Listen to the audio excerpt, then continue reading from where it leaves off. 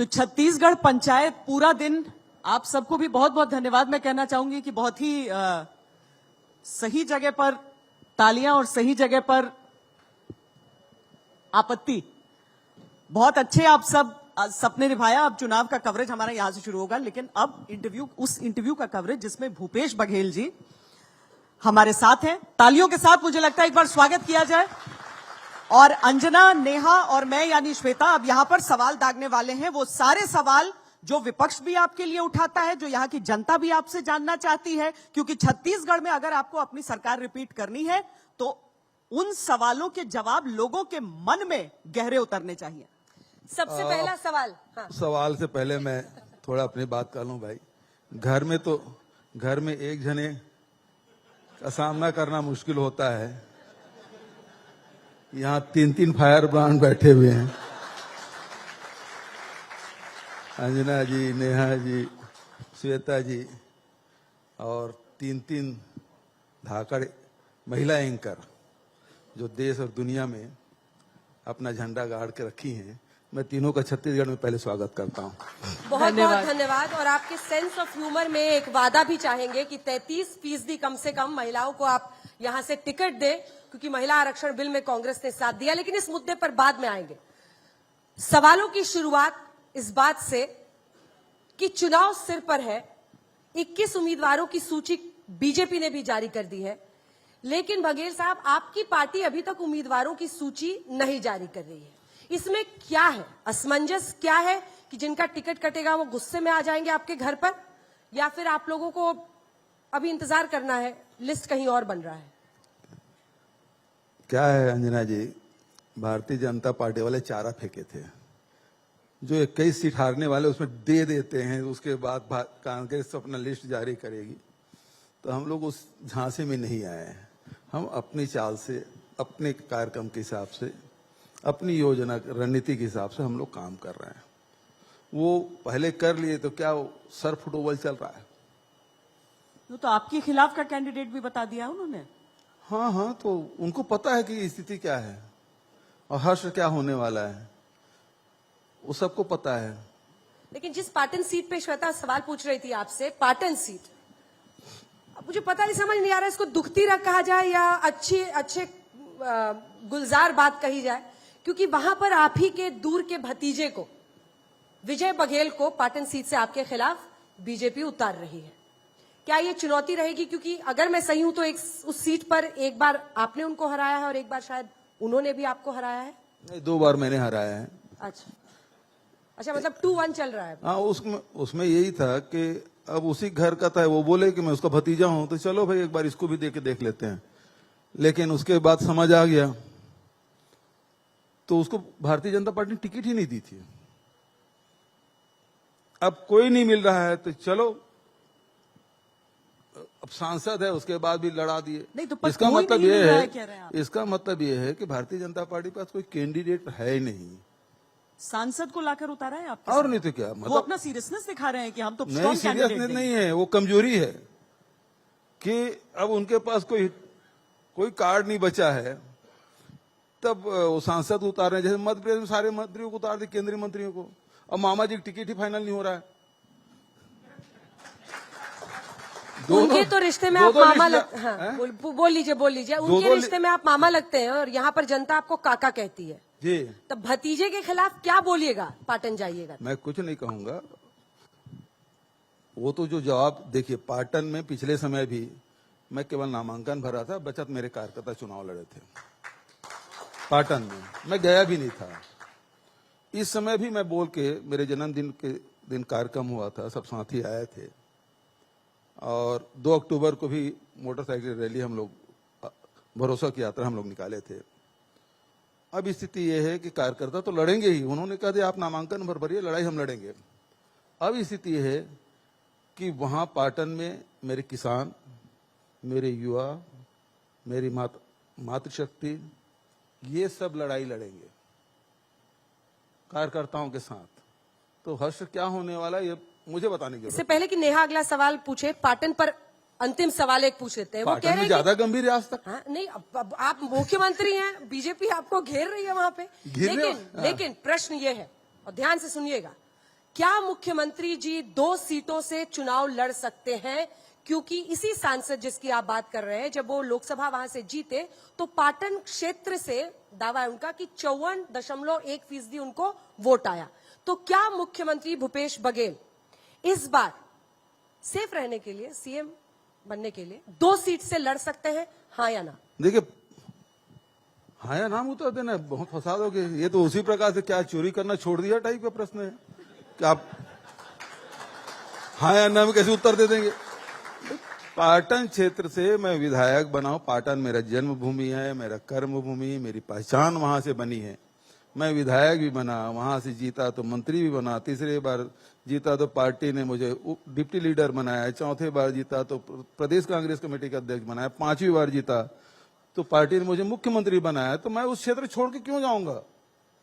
किसी को जाना है और कोई जाए, भूपेश बघेल पाटन छोड़ के जाने वाला नहीं है।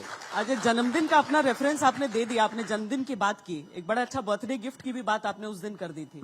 जी हाँ, लेकिन नहीं, वो बर्थडे गिफ्ट है या सिर्फ आप विक्टिम कार्ड खेलना चाहते हैं कि ईडी सीबीआई की कोई भी कार्रवाई है मतलब राजनीतिक द्वेष से हो रही? अब देखिए, इतनी बड़ी जांच एजेंसी है, 3 साल से जांच कर रहे हैं।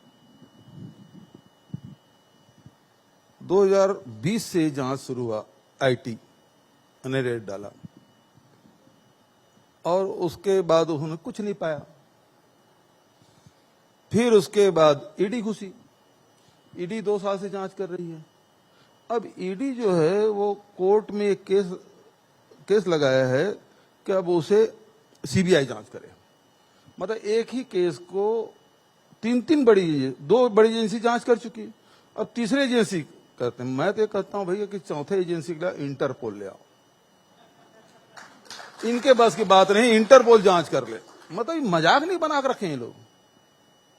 भूपेश जी, अब आ जाए भूपेश जी, क्योंकि सुबह रमन सिंह जी का इंटरव्यू श्वेता ने किया, उसी इंटरव्यू से कुछ बातें जुड़ी हुई आपसे पूछेंगे। हाँ, उसके बिना सवाल पूरा नहीं हो सकता। बिल्कुल, क्योंकि इस बार का चुनाव आपके नाम पर लड़ा जाएगा या काम पर? क्योंकि नाम पर तो ईडी और सीबीआई का कलंक है और काम के लिए रमन जी ये कह रहे हैं कि आपने उनकी या फिर प्रधानमंत्री जी की ही योजनाओं को आगे बढ़ाया, कुछ नया नहीं किया यहाँ पर। देखो, उस ऐसा पर है, प्रधानमंत्री आवास योजना का उन्होंने खास तौर पर जिक्र किया। उन्होंने कहा कि उसी को आप आगे ले गए और जितना पैसा केंद्र से आता है, मान लीजिए 1 रुपया आया तो 20 पैसा यहाँ पर खर्च होता है, 80 पैसा भ्रष्टाचार के नाम भेंट चढ़ जाता है। अब रमन सिंह जी की बात छेड़ दिए तो 15 सालों में मुख्यमंत्री रहे। अब बेचारे की पार्टी का चेहरा तक नहीं बनाया है और रमन सिंह के चेहरे में कालिख लगी है। भारतीय जनता पार्टी 5 साल कोशिश किए, वो धूल नहीं पाया, इस कारण उसको चेहरा नहीं बनाया। अब उसके बाद भी यदि जवाब देने की बात है जहां तक के, तो कांग्रेस पार्टी ने घोषणा पत्र जारी किया और कांग्रेस पार्टी ने कि सरकार, जनता ने विश्वास किया और कांग्रेस के 3/4 बहुमत से सरकार बनी और जितने हम वादा किए थे, उस चाहे किसान हो, चाहे मजदूर हो, चाहे युवा हो, चाहे बच्चे हों, सबके लिए हमने योजनाएं पूरी की। उन्होंने कहा कि आपने शराबबंदी की जो बात कही थी वो नहीं की, उस पर कोई काम। अच्छा। और उन्होंने ये भी कहा कि आपने बेरोजगारी भत्ता नहीं दिया। लो भला, कितना बड़ा झूठ है।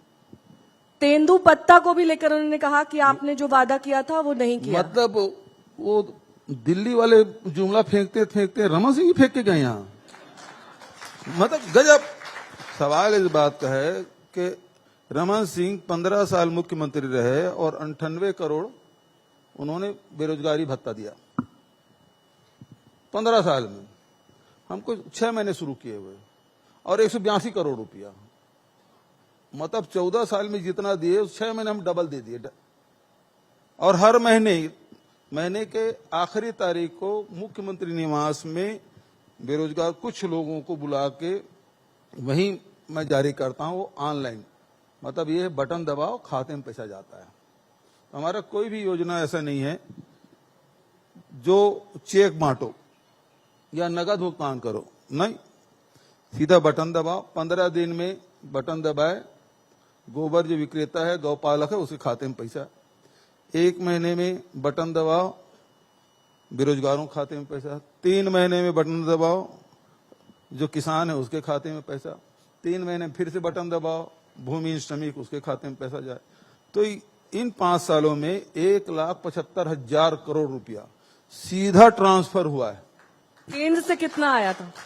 इसमें कहा किस पैसा आ गया केंद्र का? केंद्र से जो आपके ऊपर आरोप लगा है कि ऐसी केंद्र से योजना- पैसा आता है, लेकिन वो नहीं, ये बताइए नेहा जी, केंद्र क्या आम जनता के जेब में पैसा डालने के लिए कुछ भेजती है क्या? ऐसी कोई योजना है? प्रधानमंत्री ने अपनी रैली में भी कहा था क्या? कि रोड के मामले में, ट्रांसपोर्ट के मामले में, अर्थव्यवस्था के मामले में छत्तीसगढ़ को जितना हम भेजते हैं उतना दरअसल लागू नहीं होता या फिर लोगों तक पहुंचता नहीं, ट्रांसफर नहीं हो पाता। ये उन्होंने सीधे तौर पर भ्रष्टाचार का आरोप लगाया है आप पर। रोड के मामले में ना, तो भाई सब जानते हैं, एक तो स्टेट के जो पीडब्ल्यूडी है और एक सेंट्रल पीडब्ल्यूडी है।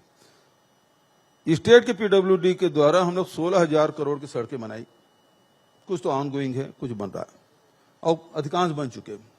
लेकिन सेंट्रल पीडब्ल्यूडी के जो जितनी सड़कें हैं, जो खासकर नेशनल हाईवे, तो नेशनल हाईवे में आप जाकर देख लें, धमतरी रोड कब से बना, ये रायपुर से बिलासपुर 2009 से स्वीकृत, अब जाके वो कंप्लीट हुआ है।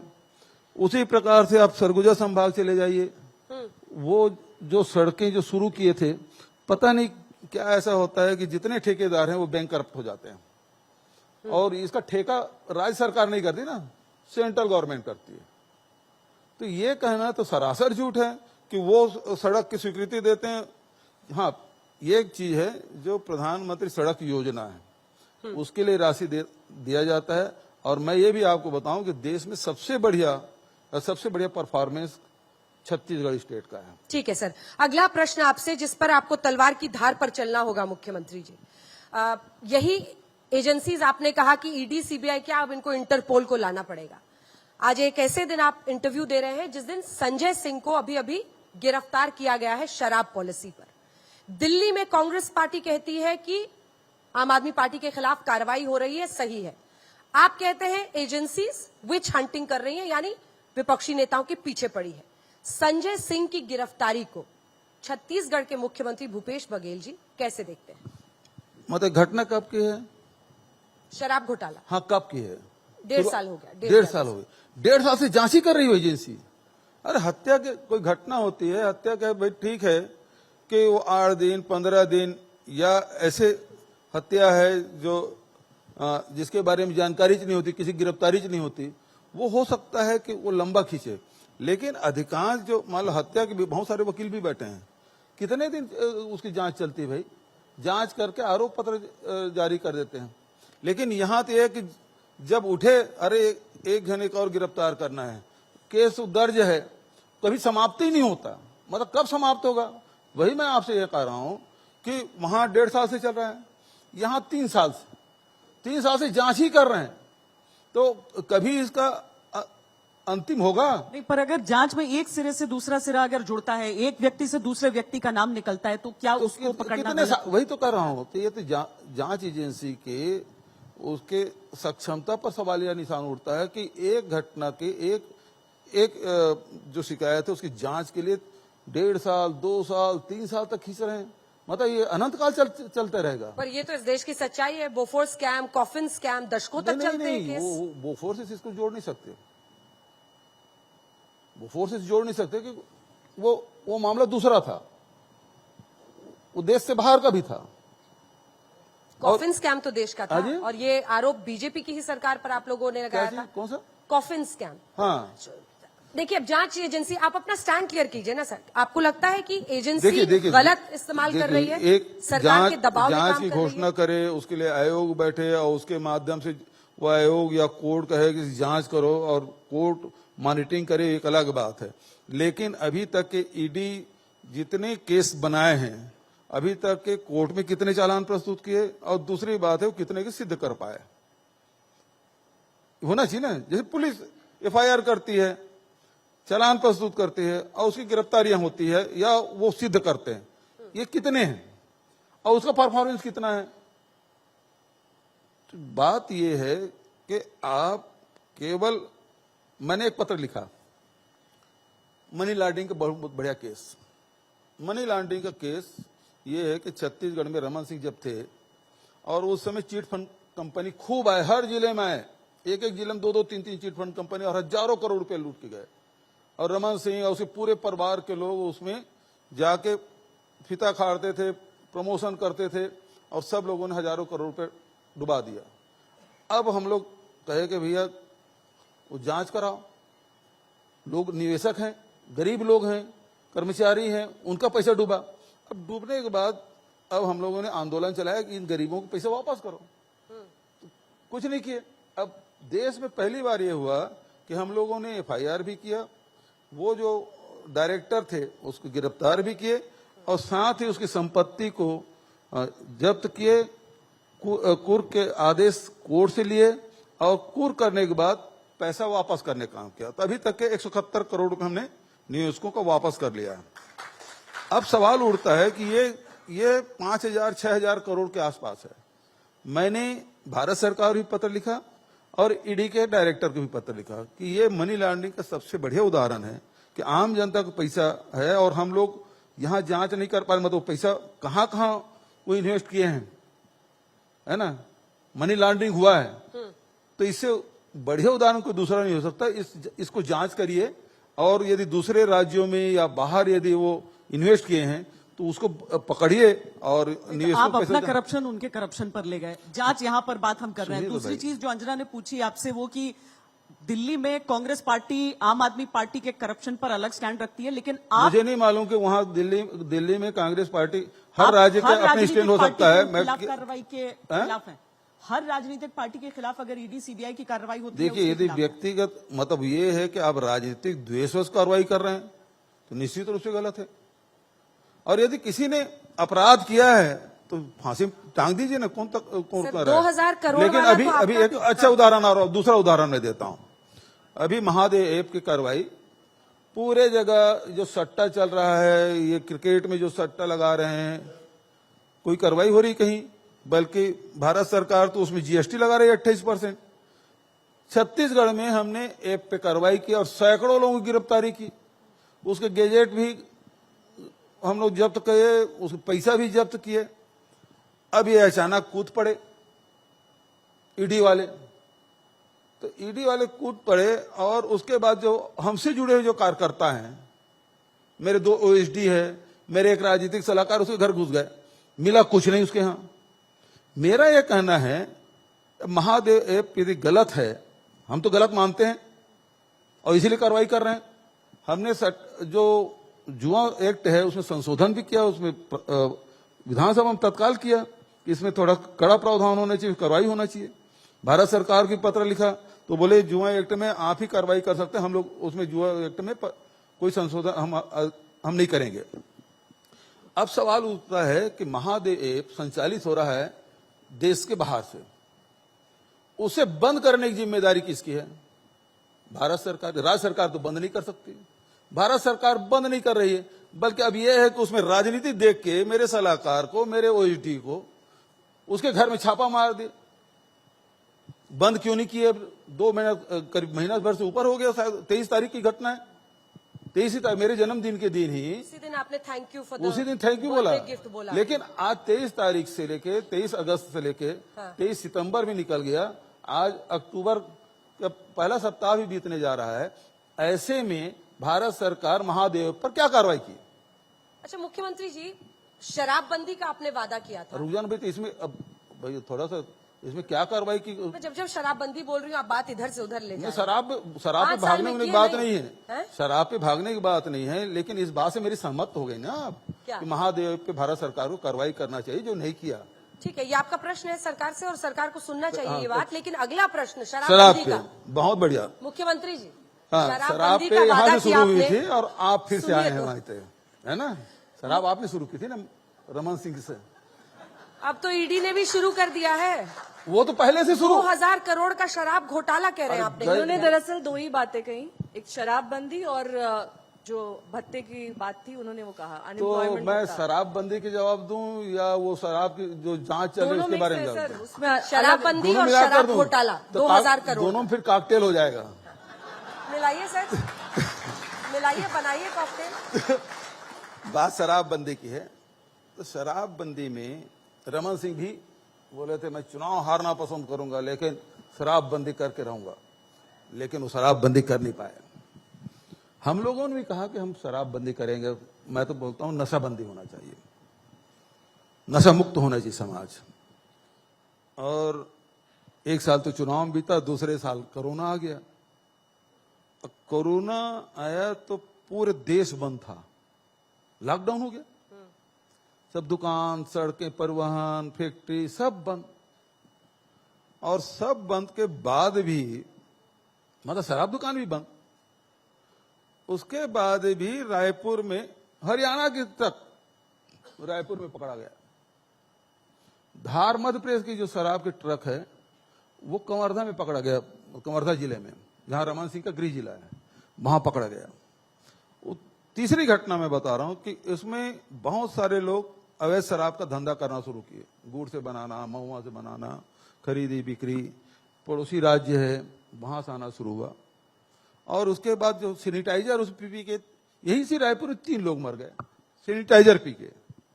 बिलासपुर में 3 लोगों की मौत हो गई, जो होम्योपैथिक जो कॉन्सेंट्रेटेड जो सिरप आता है, मदर टीचर, उसको पिए 3 जने उसमें मर गए, 3 से ज्यादा लोग मर गए। तो इतना अच्छा वातावरण, मैं लॉकडाउन का कोई समर्थन नहीं कर रहा हूं, लेकिन लॉकडाउन से बढ़िया कोई वातावरण हो नहीं सकता शराबबंदी के लिए। लेकिन उस समय भी शराबबंदी नहीं हो पाया, लोग शराब खोज खोज के पी रहे थे। हमारे यहाँ गुड़ाखू घिसने की आदत है, तो 5 रुपए की डिब्बी जो आता है ना, वो 100 रुपए में बिका। तो मैं तो कहता हूं नशाबंदी होना चाहिए। जब ये लोगों की मौत होने लगी, दुर्घटनाएं होने लगी, तो मैंने कहा कि यदि मैं शराब दुकान बंद भी कर दूं और ये स्थिति बनी, तो मैं ऐसी कोई योजना या कोई कदम नहीं उठाना चाहता जिससे लोगों की मौत हो जाए। लेकिन एक बात मैं जरूर कहना चाहूंगा, प्रधानमंत्री जी गुजरात से आते हैं, गुजरात में शराबबंदी है, लेकिन वो घर पहुंच सेवाएं, वहां किसी भी होटल में चले जाइए, 1 घंटे में आपको कोई भी ब्रांड का बढ़िया सा मिल जाएगा। किसी ने बताया या आपने ट्राई किया वहां? नहीं, मैं तो वहां भेजा था, टीम भेजा था। स्टिंग ऑपरेशन कर रहे थे? नहीं, स्टिंग ऑपरेशन नहीं। बात ये है कि सरकार से भी बात कर, यहाँ विधानसभा कमेटी बनी थी, अधिकारियों की कमेटी थी, उस विधायक लोग गए, न केवल गुजरात गए, बिहार भी गए, और वो राज्य जहां बंद किया गया था, जिसमें हरियाणा भी है और जिसमें शायद तमिलनाडु है, वहां भी बंद किया गया। सब जगह मिल रही है शराब। नहीं वहां तो, लेकिन वो क्यों बंद करने के बाद निर्णय वापस क्यों लिया? इस बार मैनिफेस्टो में नहीं डालिएगा? भाई वो शराब, भाई सुन तो लो, यक्ष प्रश्न पूछ दिया आपसे, इस बार मैनिफेस्टो में नहीं डालिएगा? मैनिफेस्टो की कमेटी में चेयरमैन नहीं हूं। डाल सकते तो डालते, डाल सकते तो मैं अभी भी कहता हूं कि शराबबंदी होना चाहिए, लेकिन अब इसके लिए मैं कहना चाहूंगा, प्रधानमंत्री जी गुजरात से आते हैं, वहां शराबबंदी है, तो छत्तीसगढ़ का चूंकि लैंड लॉक स्टेट है, 7 राज्यों से घिरा हुआ है, मैं प्रधानमंत्री से निवेदन करूंगा देश में शराबबंदी कर दे। प्रधानमंत्री से सुनिए, बहुत ज्यादा तुलना भी आप करेंगे। शराबबंदी देश में लागू कर दे तो हमारा छत्तीसगढ़ में भी लागू हो जाए। उन लोगों ने कहा मोदी है तो मुमकिन है, यहां कहा गया भूपेश है तो भरोसा है। लेकिन कह रहे हैं कि आजकल वो नारा गायब हो गया है, और बीजेपी वाले आप पर आरोप लगा रहे हैं कि कांग्रेस जो है वो सामूहिक नेतृत्व में चुनाव लड़ रही है, भूपेश बघेल का चेहरा नहीं है सीएम का। कांग्रेस तो हमेशा समूह में काम करती है भाई, सबसे। ऐसा भारतीय जनता पार्टी थोड़ी है। हम लोग अभी हमारे राष्ट्रीय अध्यक्ष चुनाव हुआ, हमारे पीसीसी डेलीगेट वोट डाले, हमारे एआईसीसी डेलीगेट वोट डाले, और नड्डा साहब दोबारा जब अध्यक्ष बने, कब बना किसी को पता ही नहीं चला, 2 जने फैसला कर दिए। तो सामूहिक नेतृत्व हमारे कांग्रेस पार्टी में। दिक्कत तो आपको रही ना, टीएस सिंहदेव साहब को देख लीजिए, वरना 6 महीने पहले चुनाव के आपको एक डेप्यूटी मिल गया। कितना अच्छा, मतलब ये जो वैसे मैनेज हो गए, मान गए, या अंदर अंदर कुछ? नहीं, कोई मैनेज करने का सवाल ही नहीं उठता। मेरे बड़े भाई हैं वो, हम लोग साथ साथ उन नेता प्रतिपक्ष से, मैं पीसीसी चीफ था। हालांकि वो आए और उन्होंने खुलकर कहा है कि अगर मुख्यमंत्री वो हैं और जीत रहे हैं उनके नेतृत्व में, तो मुख्यमंत्री का चेहरा तो वही बनेंगे। बोले बिल्कुल दिल से साफ हो गया। अब मैं ये कहता हूं कि पार्टी तय करेगी कि अगला मुख्यमंत्री कौन होगा, विधायक दल तय करेगा कि मुख्यमंत्री, विधायक दल के नेता कौन होगा। भूपेश जी, 2018 में मैंने आपका साक्षात्कार किया था और तब आप मुख्यमंत्री नहीं थे, उसके कुछ दिन बाद आप मुख्यमंत्री बने। 2018 के भूपेश बघेल में और 2023 के भूपेश बघेल में क्या फर्क है? क्योंकि सन ऑफ द सॉइल आप अपने आप को मानते हैं, लेकिन क्या तब की लड़ाई और अब दोबारा मुख्यमंत्री पद का किला फतेह करने की लड़ाई, उसमें क्या अंतर आया है? और दूसरा सवाल मेरा आप ये सुन लीजिए, क्योंकि एक लंबी चौड़ी एक रेस होती है मुख्यमंत्री पद तक। आप शायद अपने आप को एक कार्यकर्ता, एक पार्टी के, हर कोई यही कहता अब है। इतना लंबा बोले मैं सवाल खोज रहा हूँ क्या है। सवाल यही है कि तब में और अब में आप में क्या अंतर है? पहले और अब में अंतर यह है कि पहले केवल मैं आपका सामना करते हुए डरता था, अभी 3 देवियों के सामना कर रहा हूँ, बस इतना ही अंतर आया हम है। तो कह रहे हैं सर 3 के आगे एक 3 लगाइए और 33% सीटें इस बार दे दीजिए। बिल्कुल होना चाहिए, इस बात के समर्थन। वादा करके जाइए। भला अब मैं फिर कहेंगे ये मेरे शराबबंदी पे पूछे तब कहते हैं मैं नहीं कर बोल सकता, मैं मैनिफेस्टो मेकर में नहीं हूँ। देखिए, ये वादा तो केवल पार्टी हाईकमान ही कर सकता है। मैं कोई क्षेत्रीय दल का नेता थोड़ी हूँ, राष्ट्रीय दल का मुख्यमंत्री हूँ। तो पार्टी टिकट फैसला हाईकमान करती है। तो हाईकमान यदि कोई निर्णय करे तो हम लोग उसके विरोध में जा सकते हैं क्या? हमारे तो अभी भी देश में सबसे ज्यादा महिलाओं का नेतृत्व, मतलब विधानसभा में यदि प्रतिशत है तो छत्तीसगढ़ में सबसे ज्यादा महिला विधायकों प्रतिशत छत्तीसगढ़ में। अध्यक्ष आपके मल्लिकार्जुन खड़गे बन गए हैं, हाँ जी। दिल में आपके राहुल गांधी रहते हैं।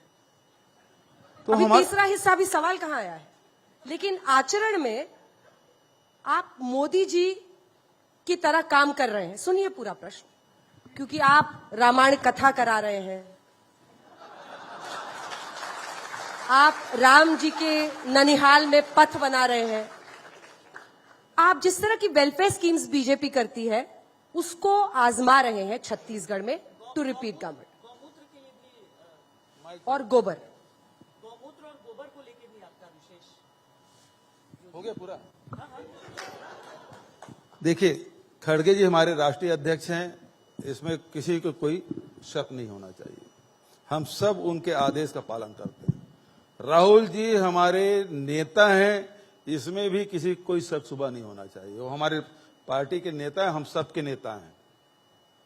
वो पद में रहे न रहे इससे कोई फर्क नहीं पड़ता, लेकिन राहुल जी मेरे नेता हैं और हम सबके नेता, हमारे कार्यकर्ताओं के नेता हैं। तीसरी बात यह है कि मोदी जी ने कब गोबर खरीदा भाई? तो हिंदुत्ववादी आपके कदम की बात नहीं, उसमें हिंदुत्व वाले काम से कौन सा कर दिया है?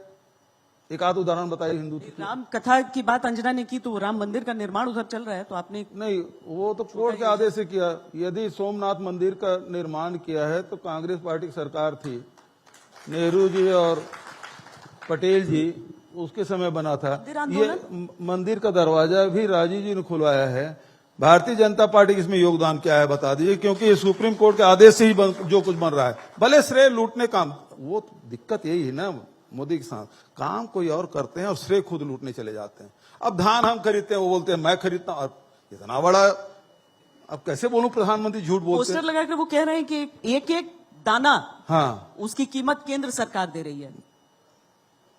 बड़ा गजब करते हैं। यही कह रहा हूं, प्रधानमंत्री मैं झूठा बोलूं, लेकिन अब बोलना पड़ेगा क्योंकि झूठ है।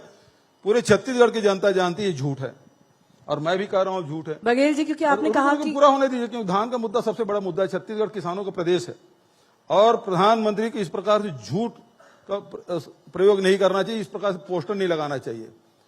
बजट में कहां लिखा है बता दीजिए, केंद्र सरकार के बजट में, कि छत्तीसगढ़ के धान खरीदने के लिए पैसा की व्यवस्था करते हैं? एक जगह बता दीजिए।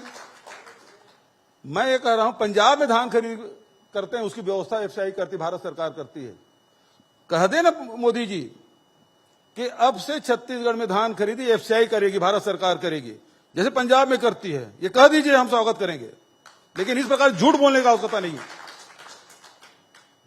हिंदुत्व हाँ पूछ, राहुल गांधी आपके नेता हैं, आपने अभी कहा हिंदुत्व वाला पूरा हो नहीं सका। अभी कहाँ हुआ सर? वो तो श्वेता जी बीच में आ आप मैं तो आपको और उदाहरण दे रही थी। इंडिया गठबंधन में आप लोग साथ हैं और वहां पर दो नेता, जिसमें ए राजा भी हैं और उदयनिधि स्टालिन भी हैं, जिन्होंने सनातन की तुलना डेंगू, मलेरिया, HIV जैसे रोगों से किया और आप उनके गठबंधन में साथी हैं। तो ललकारते हैं कि आप लोग एक ऐसी पार्टी के साथ खड़े रहते हैं स्टेज पर सिर्फ सत्ता से मोदी को हटाने के लिए जो सनातन का अपमान करते हैं। बहुत क्या धन्यवाद। उदयनिधि का ये बयान हेट स्पीच नहीं है एक धर्म के खिलाफ? मुझे हिंदुस्तान के सबसे बड़े मंच में ये बोलने का मौका मिला, इसके लिए मैं अंजना जी को धन्यवाद देता हूँ। सबसे बड़ी बात, मैं छोटे छोटे और स्टेट चैनल में बोलता रहा हूँ, लेकिन आज बड़े मंच में बोलने का मौका मिले, इसलिए वो अंजना जी को बहुत धन्यवाद देता हूँ। सबसे पहली बात तो बताइए, सनातन है क्या? धर्म है, जीवन पद्धति है। नहीं, सनातन है क्या? यदि परिभाषित करें तो सनातन को जो परिभाषित किया गया है, जो सबसे प्राचीन हो, जो अक्षुण्ण हो, जो सत्य हो, ये सनातन है। दूसरा, इसको भगवान बुद्ध ने परिभाषित किया कि एसो धम्म सनातना। उसमें यह कहा गया है कि वैर को वैर से समाप्त नहीं किया जा सकता, शत्रुता से शत्रुता को मिटाया नहीं जा सकता, क्रोध से क्रोध को परास्त नहीं किया जा सकता। तो जो वैर है उससे अवैर से ही समाप्त किया जा सकता है। ये सनातन है। आप मुझसे वैर करेंगे और मैं भी वैर करूंगा तो ये दुश्मनी बढ़ती जाएगी। वो केवल अंजना या भूपेश तक सीमित नहीं रहेगा। वो वैर से वैर यदि समाप्त करते जाएंगे तो अंजना साथ देने के लिए श्वेता आ सकती हैं और मेरा साथ देने के लिए नेहा भी आ सकती हैं। तो ये वैर से वैर समाप्त करेंगे तो बढ़ते जाएगा। यदि वैर से अवैर से समाप्त करेंगे तभी वैर समाप्त हो सकता है, और यही सनातन है। और सनातन की सबसे सुंदर बात यह है कि सब अपनी अपनी तो परिभाषा भी दे सकते हैं। आपने परिभाषा दी, पर क्या आप उदयनिधि स्टालिन के बयान के साथ मैं ये कह रहा हूं, यदि उदयनिधि ने इस प्रकार से बात कही है तो उसको वैरता से समाप्त नहीं किया जा सकता, उसको अवैर से ही समाप्त किया जा सकता है। जैसे हिंसा को हिंसा से समाप्त नहीं किया जा सकता, वैसे वैर को वैर से समाप्त नहीं किया जा सकता। यदि उदयनिधि ने गलत बात की है तो उसका उस प्रकार से वैरता पूर्वक से समाप्त किया जाए। क्या उपकार किया जाए? मतलब उदयनिधि स्टालिन मान लीजिए यहाँ पर आ तो उससे बहस किया जाए। देखिए, हिंदुस्तान में गुरु शिष्य परंपरा रहा है कि आप किसी भी देखें, उपनिषद में देखें या गीता में भी देखें, यदि अर्जुन ने सवाल नहीं किया होता भगवान कृष्ण से तो हमको गीता मिलता क्या?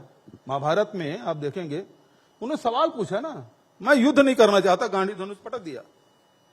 उसके बाद उन्होंने कहा कि इससे युद्ध करो, धर्म के लिए युद्ध करो, सत्य के लिए युद्ध करो, और उस प्रश्न से ये गीता उपजा। उपनिषदों में आप देखेंगे, उपनिषद में गुरु शिष्य से सवाल कर रहे हैं और शिष्य गुरु से सवाल कर रहे हैं, इससे उपनिषद आया। अब डाइवर्ट मत करिए ना मुझे। डाइवर्ट? हाँ, मुझे उत्तर देने दीजिए। अब ये एक बात बताइए कि सनातन में गुरु शिष्य परंपरा रहा है, उपनिषद से लेके कबीर और गुरु नानक देव तक के।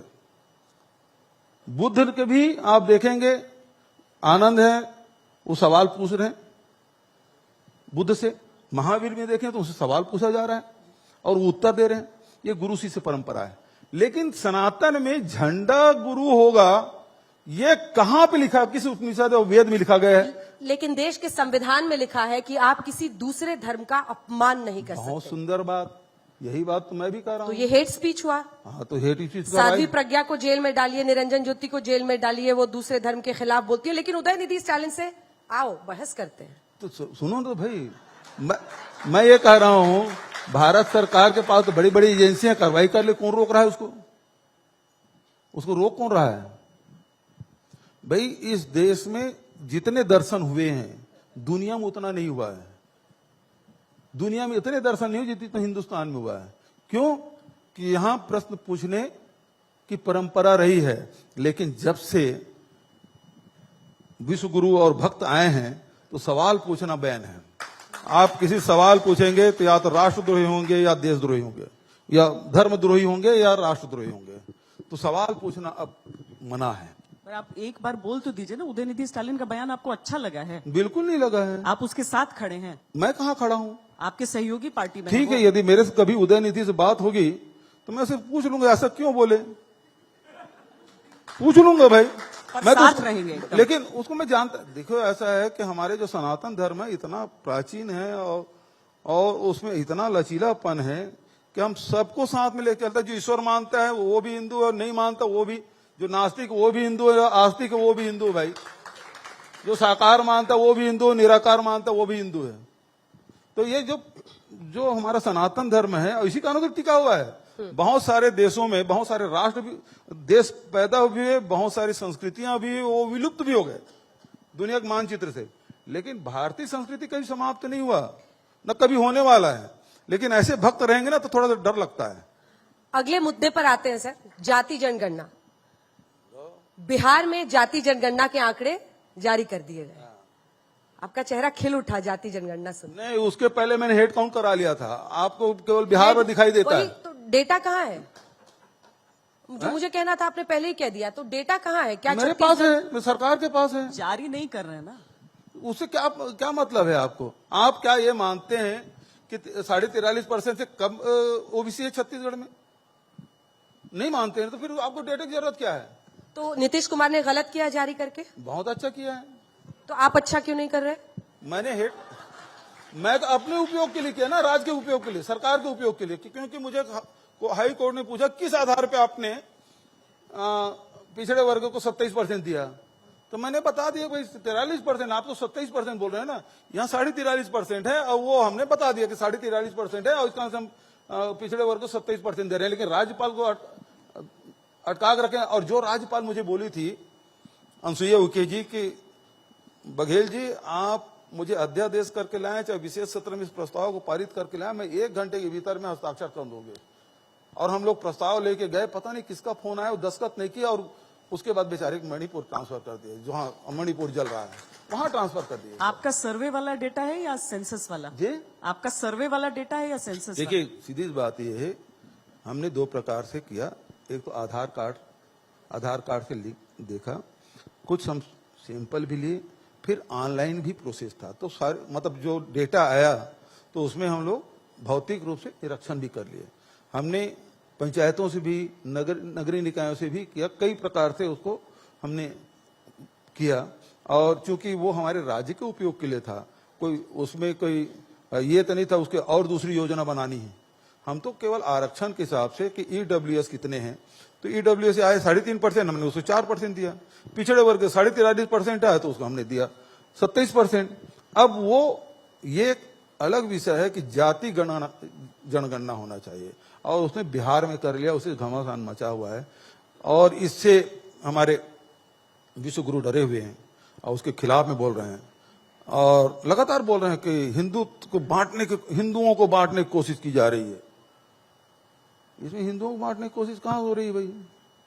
तो डर लग रहा है ना कि ताश के पत्ती कहीं नीचे से एक पत्ता खिसका दें तो पूरा जो ताश का महल है गिर ना जाए, डर इस बात का है। और जाति जनगणना से यही पता करना है कि भाई समाज के 75 साल देश की आजादी हो गए, लेकिन हमने बहुत सारी योजनाएं बनाई, ऐसे कौन सा वर्ग और कौन सी जाति है जो छूट गया है, उसके लिए हम आगे योजना बनाए, यही है। और उसके अलावा क्या है जिसमें इतना हाय तबाह मचा कर रखे? आपने कहा योजनाओं में कैसे उन्हें शामिल किया? अच्छा एक बात बताइए, भारत सरकार आप लोग तो मिलते रहते हैं, लेकिन ये जनगणना क्यों नहीं कराए 2011 के बाद? जब कोविड की वजह से डिले हुआ है, वो तो कोविड समाप्त हो गया, मैंने हेड काउंट करा लिया, बिहार ने जाति जनगणना करा लिया, भारत सरकार जनगणना क्यों नहीं करा रही? जो योजनाओं की बात आपने की थी उस पर प्रश्न है मेरा आपसे कि देखिए, जातियों की आबादी जानने के पीछे मकसद क्या है? जाति के आधार पर अभी या तो सरकारी नौकरियों में या फिर एडमिशन में, स्कूल कॉलेजेस में आरक्षित की जाती है सीटें, आरक्षण। दूसरा है सरकारी योजनाएं, जहां पर जाति के आधार पर 5 किलो इसको और 6 किलो उस जाति के व्यक्ति को मैं दूंगा, अभी तक नहीं हुआ है। तो आप लोगों को ये बताना तो चाहिए कि आप क्या कह रहे हैं कि हम योजनाओं में करेंगे। क्या आप किसी को कम क्योंकि वो अगड़ी जाति का है और किसी को पिछड़ी जाति का इसलिए ज्यादा देंगे, या फिर आरक्षण को आप 50% से ऊपर ले जाने की सोच रहे हैं? क्योंकि 63% ओबीसी प्लस ईबीसी बिहार में है। देखिए, जैसे छत्तीसगढ़ के मैं अपने प्रदेश को उदाहरण दूं, लगभग हमारे छत्तीसगढ़ में यदि ट्राइबल की बात करें तो 43 प्रकार के प्रजातियां हैं, उपजातियां हैं 43, और 43 में कुछ भारत सरकार ने प्रिमिटिव टाइप्स, मतलब राष्ट्रपति के गोद पुत्र जैसे पंडो जनजाति है, इन सबको किया हुआ है। राज्य सरकार ने भी प्रिमिटिव टाइप्स घोषित किया है, जैसे भुंजिया है, कमार है, अबुज माड़िया है, मारिया है। तो इस प्रकार से किया गया, और ये जो प्रिमिटिव टाइप्स है, हमने ये फैसला लिया कि उसको एक समय में बिना परीक्षा के 10,000 लोगों को हम शासकीय नौकरी दें, क्योंकि वो प्रिमिटिव ट्राइब्स पढ़ाई उढ़ाई में बहुत पीछे हैं। उनके जीवन शैली इस प्रकार से है कि वो स्कूल नहीं जाते, पढ़ते नहीं, सुनते जाइए। तो उसमें हम लोगों ने उतने चिन्हित किया और राज्य सरकार ने उसकी भर्ती की प्रक्रिया शुरू की, और अलग अलग जिलों में भर्तियां शुरू हो रही। तो उसी प्रकार से बहुत सारी जातियां हैं जो इस दौड़ में पीछे रह गए हैं। मैंने ट्राइब्स की बात की, ट्राइब्स में भी बहुत सारी जाति हैं, जो कुछ जातियां हैं जिसको आरक्षण के लाभ मिल गया, दूसरी योजनाओं का लाभ मिल गया, कुछ ऐसी जातियां हैं जो उसमें छूट गए। पिछड़े वर्ग में भी बहुत सारे जो लोग हैं, जो सक्षम जातियां हैं, उसको लाभ ले लिए, हो सकता है कुछ जातियां उससे वंचित रह गए हैं। अपर क्लास में जब जाति जनगणना कर रहे हैं तो अपर क्लास में भी आप देखेंगे बहुत सारी जो जाति है वो तो बहुत आगे है, लेकिन अपर क्लास में भी कुछ जातियां हैं जो इस दौड़ में पीछे रह गए हैं। तो उसके बारे में जानोगे नहीं तब तक योजना कैसे बनाएंगे, आप निर्णय किस प्रकार से करेंगे, ये महत्वपूर्ण है। तो इसमें आप राजनीति क्यों देख रहे हैं? इसमें जाति जनगणना में बुराई क्या है? वैसे भी 2011 में जनगणना हुआ था, उसको पब्लिक डोमेन में लाना था, वो किए नहीं, और अभी भी कर लेंगे, क्या बुराई है? तो राज्य सरकार को उससे फायदा होगा या केंद्र सरकार को उससे फायदा होगा कि ये जातियां हैं। एससी में आप देखेंगे तो एससी में बहुत सारी जातियां हैं। जो परिस्थिति छत्तीसगढ़ में किसी एक जाति की है, दूसरी जाति की नहीं है। कुछ जाति हैं वो आगे बढ़ गई हैं, कुछ जाति पीछे। तो हम, सरकार की जिम्मेदारी क्या है? सरकार की जिम्मेदारी है जो सबसे पीछे रह गया है उसको हम लोग आगे लाएं, ये जिम्मेदारी सरकार की होती है। आपने जितनी बातें की सब शेड्यूल ट्राइब की बात की, वही मैं कह रही थी कि सुनिए sir, schedule caste, schedule tribe, upper class से फिर से एससी में आया। शेड्यूल ट्राइब के लिए तो 29 सीटें 90 में से यहीं पर आरक्षित है। जो चुनावी प्रबंधन है, प्रक्रिया है, उसमें भी एससी एसटी के लिए सीट्स रिजर्व्ड है, लेकिन ओबीसी सबसे बड़ी तादाद में है, तमाम राज्यों में सबसे बड़ा वोट बैंक है। 2019 में 44% ओबीसी वोट बीजेपी को मिला, तो उनके लिए भी बड़ा प्रिय है। और वो आपको वापस लेना है, क्षेत्रीय दलों का घट गया, वो 15-20% पर सिमट गए ओबीसी वोट में, उनके लिए भी बहुत बड़ा वोट बैंक है। इसीलिए क्या अच्छा, वोट के हिसाब से सोच रहे हैं? मैं तो योजना के हिसाब से सोच रहा था, हर चीज को राजनीति के हिसाब से नहीं सोचता ना। मैं तो भाई उनकी योजना बनना चाहिए, वो भी आगे बढ़ना चाहिए। शासन में, सत्ता में केवल ऐसा है कि सरकार के खजाने में केवल 2 लोगों की हाथ नहीं होना चाहिए, अन्य लोगों को भी होना चाहिए, उसका हिस्सा होना चाहिए। मैं इस दृष्टिकोण से सोच रहा था। भूपेश जी, आखिरी चंद मिनट बचे हैं और एक सवाल अगर उसका आप संक्षेप में जवाब दे दें। हाँ। 3 महत्वपूर्ण सवाल हैं। आपने कहा विश्व गुरु किसी चीज का जवाब नहीं देना चाहते। हाइपोथेटिकल क्वेश्चन मेरा ये है, अगर आपको मौका मिले 5 सवाल विश्व गुरु से पूछने का, कौन से वो सवाल होंगे? मैं सबसे पहले बात तो पत्रकार नहीं हूँ। आपने कहा उनसे सवाल पूछ ही नहीं सकते। मैं तो ये कहूंगा भी पत्रकारों क्यों सवाल, पत्रकार वार्ता क्यों नहीं करते? ठीक है। आपके नेता राहुल गांधी जी हर मंच पर, हर भाषण में जिक्र करते हैं अडानी जी का, हिंडनबर्ग रिपोर्ट का, लेकिन जहां जहां कांग्रेस शासित राज्य हैं, अडानी जी का पैसा लगा है, वहां के मुख्यमंत्री चुप्पी साध लेते हैं। खासकर छत्तीसगढ़। हाँ, बहुत बढ़िया। अच्छा, कितना पैसा है? एक मिनट, बढ़िया बढ़िया, रुझाओ बोलते बिल्कुल बिल्कुल बढ़िया जवाब, बढ़िया 25,000 करोड़ पूरा डेटा का इन्वेस्टमेंट है छत्तीसगढ़ में। अरे तो रुक जाओ भाई,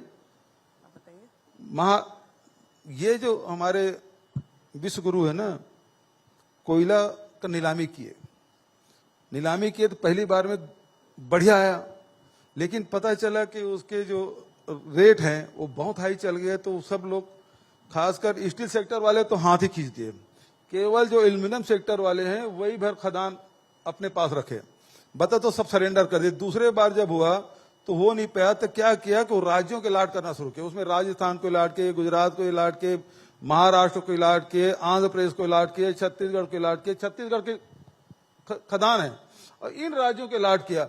सारे एमडीओ कोल और एनर्जी में किया है ना उन्होंने। सुनो भाई, हैं? कोल और एनर्जी आप कह रहे हैं ना खदान में किया है। रुक तो जाओ भाई, मैं तो वही बताने जा रहा हूँ। तो ये कोयला भर तो थोड़ी किया ना, मैं आगे भी जा रहा हूँ, मुझे तो बीच बीच टोक देती हैं आप। तो कोयला जितने राज्यों के लाट किया सबका एमडीओ अडानी। सारे एमडीओ, महाराष्ट्र, गुजरात, छत्तीसगढ़, राजस्थान और एक भर आंध्र प्रदेश का वो बिड़ला को गया था शायद, बचत सब अडानी को गया। अब ये है हमारे यहाँ बेलाडीला खदान है। बेलाडीला जो खदान है लोहा का, लौह अयस्क है, वो एनएमडीसी सबसे बड़ा लौह उत्पादक पूरे देश में, कर्नाटक और छत्तीसगढ़ में तो सबसे ज्यादा उत्पादन छत्तीसगढ़ में। तो सीएमडीसी जो स्टेट गवर्नमेंट को होता है, छत्तीसगढ़ मिनरल डेवलपमेंट कॉर्पोरेशन, और एनएमडीसी की ज्वाइंट वेंचर हुआ और ज्वाइंट वेंचर करके दोनों उसमें फैसला किए कि इसे एनसीएल बनाया जाए और एनसीएल ने फैसला किया कि इसे एमडीओ अडानी नियुक्त किया जाए। वो 13 नंबर ब्लॉक जिसमें 67% एफी कंटेंट है, उसको भी वो भी अडानी को गया। आज स्थिति ये है कि उसकी निगाह तो बहुत सारे कोल ब्लॉक में था, हम लोग उसे एलिफेंट कॉरिडोर बना दिया, अब वो घुस नहीं पाएगा। दूसरी बात यह है कि जो बेलाडीला जो खदान है 13 नंबर, वो हम लोगों के ग्राम सभा कराए, जांच कराया, सब गलत पाया गया, अब जाके निरस्त हुआ है। हमने निरस्त करवाया और बस्तर के लोगों ने निरस्त करवाया, आदिवासियों ने निरस्त कराया, उसको मैं बधाई देना चाहता हूँ। समझ गए ना? आपके जरिए कोई इन्वेस्टमेंट नहीं हुआ है अडानी मेरे समय में नहीं हुआ, हमारे कार्यकाल में नहीं हुआ। जो है वो रमन सिंह और भारतीय जनता पार्टी। अच्छा, महाराष्ट्र के अलाट हुआ है तो उसमें रमन सिंह नहीं कर सकता भाई, उसके एमडीओ नियुक्त हो, महाराष्ट्र वाले करेंगे। यदि राजस्थान में कोई अलाट हुआ है, छत्तीसगढ़ की जमीन है, राजस्थान को अलाट हुआ तो राजस्थान गवर्नमेंट एमडीओ नियुक्त किया है, लेकिन सब ये भाजपा रिजीम में हुआ है। आखिरी सवाल, कितनी सीटें आ रही हैं इस बार कांग्रेस की? और क्योंकि आप तो कहेंगे कि ज्यादा आ रही हैं पिछली बार से। यानी 75 पार का नारा दे रहे हैं 75 पार का नारा है या भाई ऐसा है कि पिछले समय चुनाव लड़े तो 68 सीट थे, उपचुनाव में 5 सीट और जीते, जिसमें 2 उपचुनाव हमारे कांग्रेस के विधायक थे। इस कारण से जैसे दीपक बैद जी आए थे, वो विधायक से सांसद बने, 1 सीट खाली हो गया तो वो भी जीते। तो ऐसे 5 सीट हम जीते, तो कुल मिला के हमारी जो सीटें हैं 68 से बढ़ के 71 हो गया। अब 71 से मेरा टारगेट कम तो नहीं हो सकता नेहा जी, तो अब तो 75 ही पार होगी ना। टारगेट हमारा 75 ही है।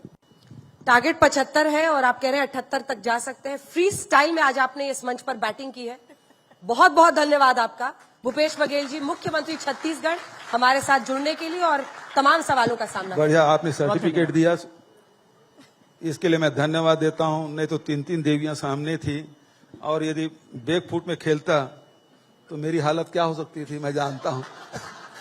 फ्रंट फुट में रहा, फ्री स्टाइल खेला, तो आज तक के दर्शकों को भी काफी छक्के लगा दिया आपने। बहुत बहुत धन्यवाद। चली गई बात। बहुत बहुत धन्यवाद। बहुत धन्यवाद सर।